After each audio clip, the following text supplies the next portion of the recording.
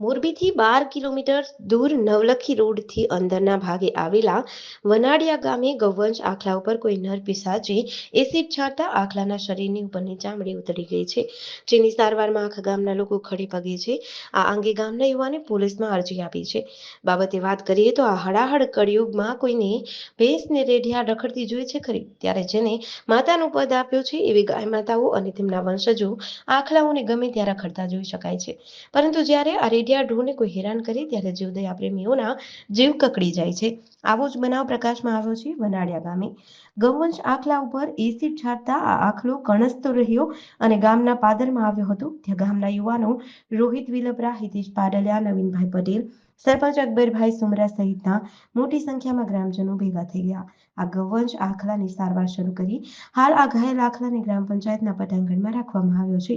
તેની સારવાર કરવામાં આવે છે અને ખાવાનું પણ પૂરું પાડવામાં આવે છે, તેમજ તેની દવા પણ છાંટવામાં આવે છે. આ નરાધમ કામ કરનારાઓ સામે કાર્યવાહી કરવાની માંગ ઉઠી છે.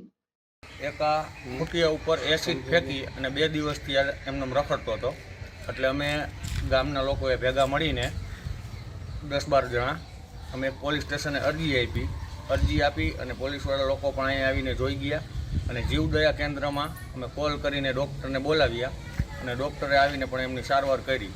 પણ આ બનાવ બીજી વખત ગામમાં ના બને એ માટે અમે આ પોલીસને અરજી કરેલ છે અને જીવદયા કેન્દ્રવાળાને પણ કરેલ છે અને 1962 આપણે જે મોદી સાહેબની સ્કીમ છે એમાં પણ અમે કેસ દાખલ કરેલ છે અને વધુ જરૂર પડશે તો અમે હજી આ કેસ આગળ પણ કરવાના છીએ.